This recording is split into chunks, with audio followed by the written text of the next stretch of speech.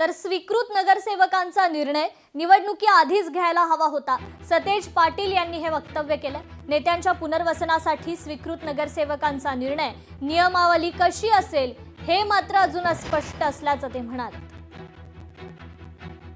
महानगरपालिकेमध्ये स्वीकृत नगरसेवक पूर्वीपासून आहेत, आता जिल्हा परिषदला आणायचे तर नियमावली कशी करणार हे महत्त्वाचं, आणि हे सगळे निर्णय निवडणुकीच्या आधी व्हायला पाहिजे।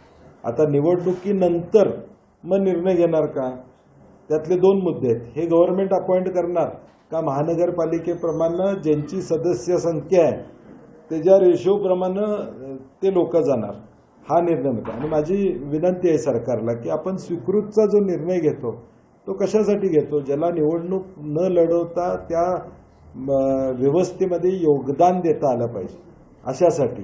राजकीय कार्यकर्त्यांना त्या ठिकाणी पुनर्वसनासाठी नाही। तर सोलापूर जिल्हा परिषद आणि पंचायत समिती निवडणुकीच्या रिंगणात राजकीय नेत्यांच्या नातेवाईकांची एंट्री झाली आहे। मंत्री आमदारांचे नातेवाईक मोठ्या संख्येनं या निवडणुकीच्या रिंगणात उतरलेले आहेत।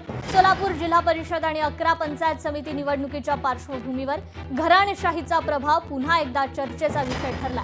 जिल्ह्यातील अक्कलकोट, उत्तर सोलापूर, दक्षिण सोलापूर आणि मोहोळ तालुक्यांमध्ये आमदार, माजी मंत्री आणि पक्षातील पदाधिकाऱ्यांचे पत्नी, पुत्र, कन्या, बंधू आणि वहिनी यांना थेट निवडणुकीच्या रिंगणात उतरवण्यात आले।